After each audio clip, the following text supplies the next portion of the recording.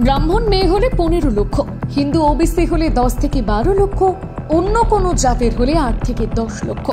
না না, কোনো সরকারি প্রকল্পের কথা বলছি না, আমরা কথা বলছি একটি বিশেষ মুসলিম প্রকল্পের কথা, যেখানে বেছে বেছে হিন্দু মেয়েদের করা হচ্ছে মুসলিম, আর রিওয়ার্ড হিসেবে দেওয়া হচ্ছে মোটা অঙ্কের টাকা। জিনিসপত্রের মতোই হিন্দুদের বিভিন্ন জাতের মেয়েদের জন্য রয়েছে আলাদা আলাদা রেট চার্ট। সম্প্রতি এমনই একটা রিপোর্ট সামনে এসেছে যা শুনলে রেগে জ্বলে উঠবেন আপনিও। দেশের মধ্যে বহু এলাকায় খোলাখুলিভাবে চলছে ধর্ম পরিবর্তনের এই খেলা, কিন্তু প্রশ্ন এটাই, কারা রয়েছে ধর্ম পরিবর্তনের এই খেলার পেছনে? সরকারের চোখ এড়িয়ে কিভাবেই বা করা হচ্ছে এই ধর্মান্তর? আজ এক এক করে সমস্ত তথ্য ডিকোড করবে ইন্ডিয়া পোস্ট। আজকের এই ভিডিও তাদের জন্য যারা বলে কেরালা স্টোরি মিথ্যে, তাদের জন্য যারা বলে কাশ্মীর ফাইল মিথ্যে, তাদের জন্য যারা সবকিছু জেনেও শুধুমাত্র স্বার্থের জন্য চুপ করে থাকে। তাই শেষ পর্যন্ত দেখুন আর জানুন সম্পূর্ণ ঘটনা। ছাঙ্গুর বাবা, আসল নাম জামাল উদ্দিন বা করিমুল্লাহ শাহ, পশ্চিম উত্তরপ্রদেশ বলরামপুর জেলার মাদপুর নিবাসী এক ব্যক্তি। শুরুতে তিনি ছিলেন একজন সাধারণ ফেরিওয়ালা, সাইকেলে করে বেচতেন সস্তার আংটি তাবিজ। এরপর ধীরে ধীরে দরগা ও ধর্মীয় সমাবেশে গিয়ে গিয়ে বাড়াতে থাকেন নিজের প্রভাব। পরে নিজেকে পীর বাবা এবং হাজি পীর আখ্যা দেন। হাতে 6টি আঙুল থাকার কারণে তার নাম হয় ছাঙ্গুর বাবা। এরপর 2005 সালে গ্রামের প্রধান হিসেবে নির্বাচিত হন এবং প্রধান থাকার সময় যাদব এবং মুসলিমদের মধ্যে ভেদাভেদ দূর করার জন্য তিনি জনপ্রিয় হয়ে ওঠেন। কিন্তু 2025 সালে ওই ফেরিওয়ালার সম্পত্তির পরিমাণ হয়ে দাঁড়ায় 100 কোটি টাকারও বেশি। রয়েছে প্রায় 40টি ব্যাংক অ্যাকাউন্ট, একাধিক জমি, দোকান, শোরুম, গ্যারেজে দামি দামি গাড়ি। কিন্তু প্রশ্নটা হলো, কিভাবে হলো এই আমূল পরিবর্তন? পর্দা ফাঁস হয় 2025 সালের 5ই জুলাই, যখন লখনৌ থেকে গ্রেপ্তার করা হয় ছাঙ্গুর বাবা এবং তার এক সহযোগী নিতু ওরফে নাসরিনকে। কিন্তু এর অনেক আগে 2023-24 সাল থেকে এই তদন্ত চালাচ্ছে উত্তরপ্রদেশ পুলিশ এবং ইন্টেলিজেন্স ব্যুরো। তখনও একাধিক বৈদেশিক লেনদেন পর্যবেক্ষণ করতে করতে হঠাৎ করে পুলিশের হাতে আসে ছাঙ্গুর বাবার নাম। উত্তরপ্রদেশের এটিএস তার বিরুদ্ধে প্রাথমিক কিছু তদন্ত করার পর গণধর্মান্তকরণ, বিদেশি ফান্ড লেনদেন এবং জাতীয় নিরাপত্তার হুমকির অভিযোগ দায়ের করে।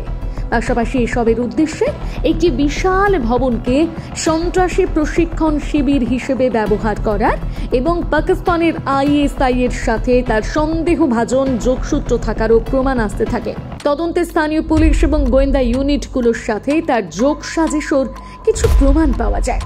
এরপর 2025 সালের 8ই এপ্রিল গ্রেপ্তার করা হয় ছাঙ্গুর বাবার ছেলে মেহবুব এবং এক সহযোগী নবীন ওরফে জামাল উদ্দিনকে। তাদের গ্রেপ্তার করে তাদের থেকে একাধিক তথ্য পায় পুলিশ। এরপর মে-জুন মাস নাগাদ নজরদারি আরও বাড়ানো হয় এবং ব্যাংকিং লেনদেনগুলো আবার নিরীক্ষণ করা শুরু হয়। এটিএস এর এই সমস্ত বিদেশি লেনদেন এবং হাওয়ালা ট্রান্সফারগুলিকে লিঙ্ক করে। এরপর 5ই জুলাই ছাঙ্গুর বাবা এবং তার সহযোগীদের অর্থ পাচার প্রতিরোধ আইন এবং বেআইনি কার্যকলাপ প্রতিরোধ আইনের অধীনে গ্রেপ্তার করা হয়। দফায় দফায় অর্থ পাচারের তদন্ত শুরু করে উত্তরপ্রদেশের এটিএস এবং ইডি। একাধিক জায়গায় চালানো হয় পুলিশি তদন্ত। এরপর 6ই জুলাই থেকে 10ই জুলাইয়ের মধ্যে কাঠমান্ডু, বাঁকে, রূপাংদিঘি এবং নওয়ালপাড়াশির একাধিক অ্যাকাউন্টের গতিবিধি নজরে আনে পুলিশ। এরপর পুলিশের তদন্তে হতে থাকে পর্দা ফাঁস, উঠতে থাকে একের পর এক বিস্ফোরক তথ্য। জানা গিয়েছে উত্তরপ্রদেশ এবং নেপাল সীমান্তে বলরামপুর জেলার চাঁদ ওলিয়া দরগার কাছাকাছি রয়েছে একটি 70 কামরার বাড়ি, যেখানে থেকেই এই কার্যকলাপ চালাতেন তিনি। এটিএস অনুযায়ী তার উপর মূলত জাল পরিচয়, বিদেশি ফান্ড, নথি জালিয়াতি সহ রাষ্ট্রের বিরুদ্ধে যুদ্ধ শুরু করার ষড়যন্ত্র, ধর্মীয় শত্রুতা প্রচার, উত্তরপ্রদেশের বেআইনি ধর্মান্তর নিষিদ্ধকরণ আইন 2021 লঙ্ঘন করার ধারা দেওয়া হয়েছে। এবারে বলি কাদের কিভাবে ধর্মান্তর করার জন্য বশে আনতেন।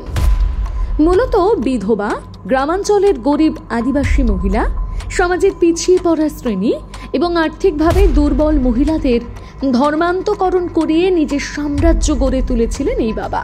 বিয়ে, চাকরি, উন্নত জীবনযাপন, মানসিক দুর্বলতা, খারাপ অবস্থা, প্রলোভন এইসব দিয়ে নিজের এই ব্যবসা শুরু করেন তিনি। যেখানে টাকায় কাজ হতো না, সেখানে চলত নির্যাতন, হুমকি, জোর জবরদস্তি, জাল মামলা দায়ের করানোর ভয় পর্যন্ত। তদন্ত করার সময় ছাঙ্গুর বাবার সাথে 2 বছর ধরে বসবাসকারী একজন ব্যক্তি জানান যে ধর্মান্তরিত করার জন্য ছাঙ্গুর প্রথমে কলমা শিক্ষা দিতেন এবং তারপর একটি নিষিদ্ধ প্রাণীর মাংস খাওয়াতেন। এই পুরো প্রক্রিয়ার ছবি এবং ভিডিও রেকর্ড করে তিনি ইসলামিক দেশগুলোর বিভিন্ন প্রতিষ্ঠানে পাঠাতেন, যারা ধর্মান্তরের জন্য ফান্ড দিত। তদন্তে নিযুক্ত এটিএস এই জাতীয় দেশগুলো থেকে ফান্ড পাওয়ার বিভিন্ন সূত্র পেয়েছে। ছাঙ্গুরের বাড়ির নির্মাণকারী বাব্বু চৌধুরী ওরফে ওয়াসিউদ্দিন জানান যে ছাঙ্গুর মানুষকে ধর্মান্তরিত করার জন্য বিভিন্নভাবে অর্থ বিতরণও করতেন। প্রথমত, হিন্দু শ্রমিক এবং দরিদ্র পরিবারগুলোকে নিজের বাড়িতে ঘর পরিষ্কার এবং পশুপালনের মতন কাজ দিয়ে নিয়মিত খরচের জন্য অর্থ যোগান দিতেন। দ্বিতীয়ত, বেতন ছাড়াও এই ধরনের ব্যক্তিদের সে প্রতিদিন অতিরিক্ত 100-200 টাকা দিতেন।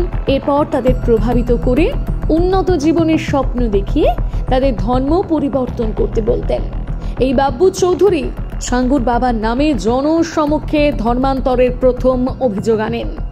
ছাঙ্গুরের বাড়ির একজন পরিচ্ছন্নতা কর্মী সঞ্চিত জানিয়েছেন যে ছাঙ্গুর তাকে ধর্মান্তরিত করার জন্য 5 লক্ষ টাকা দেওয়ার প্রলোভন দেখায়, কিন্তু সে অস্বীকৃতি জানালে তাকে ধর্ষণের মামলায় ফাঁসানো হয়। পাশাপাশি জানা গিয়েছে ছাঙ্গুর বাবার 2 সহযোগী নবীন এবং নিতু দুর্বল ও গরিব হিন্দুদের উপর নজর রাখত এবং তাদের মোটা অঙ্কের টাকা ধার দিত। ঋণ পরিশোধ না করলে ঋণ মওকুফের বিনিময়ে তাদের ইসলাম ধর্মে গ্রহণ করতে বাধ্য করত। এছাড়া অবৈধ ধর্মান্তরের জন্য ছাঙ্গুর বাবা নেপাল সীমান্তবর্তী 7টি সংবেদনশীল জেলায় সক্রিয় কিছু খ্রিস্টান মিশনারির সাথে একটি জোট গঠন করেছিল। সেখানকার ধর্মযাজক এবং পুরোহিতদের টাকা দিয়ে দুর্বল শ্রেণীর তথ্য সংগ্রহ করত। তারপর চিহ্নিত পরিবারগুলিকে প্রভাবিত করে এবং আর্থিকভাবে সাহায্য করে ধর্মান্তরিত করত। নিতু ধর্মান্তরের খরচের সম্পূর্ণ হিসেব রাখতেন। নিতুর স্বামী নবীন পুলিশ এবং স্থানীয় প্রশাসন পরিচালনা করতেন। আপনি অবাক হয়ে যাবেন ওই বাবার পরবর্তী কীর্তি জানলে। টাকা দিয়ে যাদের ধর্মান্তকরণ করাতেন তাদের জন্য একটি রেড চার্ট তৈরি করেছিলেন তিনি। হিন্দু ব্রাহ্মণ, ক্ষত্রিয়, সর্দার অথবা ঠাকুর মেয়েদের ধর্ম পরিবর্তনের জন্য দিতেন 15 থেকে 16 লক্ষ টাকা। সমাজের পিছিয়ে পড়া শ্রেণী অর্থাৎ এসসি, এসটি, ওবিসি এই সম্প্রদায়ের মহিলাদের জন্য দিতেন 8 থেকে 12 লক্ষ টাকা। শুধু হিন্দু নয়, অন্যান্য ধর্ম থেকেও ইসলাম ধর্মে ধর্মান্তকরণ করতেন ওই ছাঙ্গুর বাবা। এখনো পর্যন্ত প্রায় 1500 মহিলাকে ইসলাম ধর্মে রূপান্তরিত করা হয়েছে বলেও জানা গিয়েছে। আপনারা এবারে নিশ্চয়ই ভাবছেন একা একা এই কাজ কি করা সম্ভব? একদম ঠিক ভাবছেন। একা একা নয়, উত্তরপ্রদেশের 7টি জেলা সহ কেরালা, চেন্নাই, কর্ণাটক, মহারাষ্ট্র এবং বিহার থেকে প্রায় 20,000 জনের গ্যাং তৈরি করেছিলেন ছাঙ্গুর বাবা, যার মধ্যে ছিল একাধিক মৌলবী, এনজিও সহ পুলিশ প্রশাসন, রাজনৈতিক নেতা থেকে সাধারণ যুবকরাও। সাধারণ যুবকদের দায়িত্ব দেওয়া হয়েছিল সাধারণত অল্প বয়সী মেয়েদের প্রেমের ফাঁদে ফাঁসিয়ে ধর্ম পরিবর্তন করানোর। এছাড়াও তৈরি করেছিলেন একটি তরুণের দল যারা ধর্ষণের অভিযোগে যে কারো বিরুদ্ধে মামলা দায়ের করতেন। তবে ছাঙ্গুর বাবার খুবই কাছের ছিলেন বলে নাম উঠে এসেছে মুম্বাই ভিত্তিক একজন ব্যবসায়ী নবীন রোহরা, তার স্ত্রী নিতু রোহরা। জানা গিয়েছে 2010 সালের শুরু থেকে মুম্বাই যাতায়াত করার সময় সিন্ধি দম্পতি এবং তাদের মেয়ে শামলে রোহরার সাথে সম্পর্ক জমান তিনি। আলাপচারিতায় জানতে পারেন ওই দম্পতি এক পুত্র সন্তানের আশা রয়েছে। নিজেকে পীর বাবা বলে দাবি করা ছাঙ্গুর তাদের পুত্র সন্তান হওয়ার প্রতিশ্রুতি দেন। সময়ের সাথে সাথে তিনি তাদের মগজ ধুলাই করে ধর্মান্তরিত করেন এবং বলরামপুর জেলায় স্থানান্তরিত হতে রাজি করান। ধর্মান্তরের পর এই দম্পতি মুসলিম নাম জামালউদ্দিন এবং নাসরিন গ্রহণ করে এবং ছাঙ্গুর বাবার সাথে বসবাস শুরু করে। তারা আশি বুটিক নামে একটি দোকান চালাতেন। সেখানে তারা নিজেদের অবৈধ কার্যকলাপের সাথে সম্পর্কিত সমস্ত প্রমাণ লুকিয়ে রেখেছিলেন। এছাড়া ছাঙ্গুর বাবাকে আদালত পর্যায়ের সহায়তা এবং অর্থায়ন প্রদানের অভিযোগে চিনহাট থেকে 22 জুলাই গ্রেপ্তার করা হয়েছে একজন আদালতের কেরানি রাজেশ উপাধ্যায়কে। রাজেশের স্ত্রী সঙ্গীতাও এই কার্যকলাপে তার সাথে যুক্ত রয়েছে বলে জানা গিয়েছে তদন্তে। এছাড়া ছাঙ্গুর বাবাকে তদন্ত করার সময় তার কাছ থেকে একটি ডায়েরি উদ্ধার করা হয়েছে, যেখানে প্রায় 6 জন রাজনৈতিক ব্যক্তিত্বের নাম রয়েছে যারা প্রচুর পরিমাণে নগদ অর্থ নিয়েছিলেন ছাঙ্গুর বাবার কাছ থেকে। নাম রয়েছে বেশ কয়েকজন প্রাক্তন আধিকারিকেরও। জানা গিয়েছে বলরামপুর এবং আশেপাশের নির্বাচনী এলাকায় রাজনৈতিক প্রচারের সময় কোটি কোটি টাকা ঢেলেছেন ছাঙ্গুর বাবা।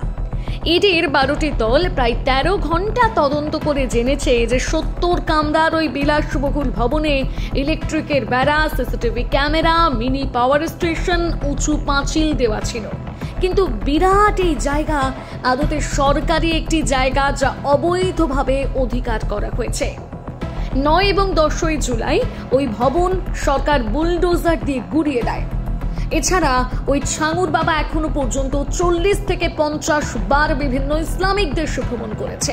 এবারে জানাবো কিভাবে আসতো ওই টাকা। জানা গিয়েছে মূলত পাকিস্তান, সিরিয়া, তুরস্ক, আরব থেকে টাকা প্রথমে নেপালের ব্যাংকে জমা হতো।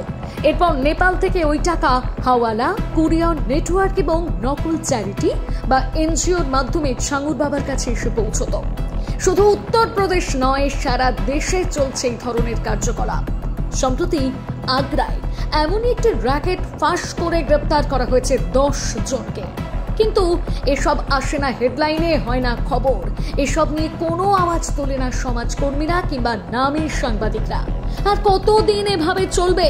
প্রশ্নটা গুরুতর, কিন্তু উত্তর নেই। আপনাদের কি মনে হয়? জানাতে ভুলবেন না কমেন্ট বক্সে।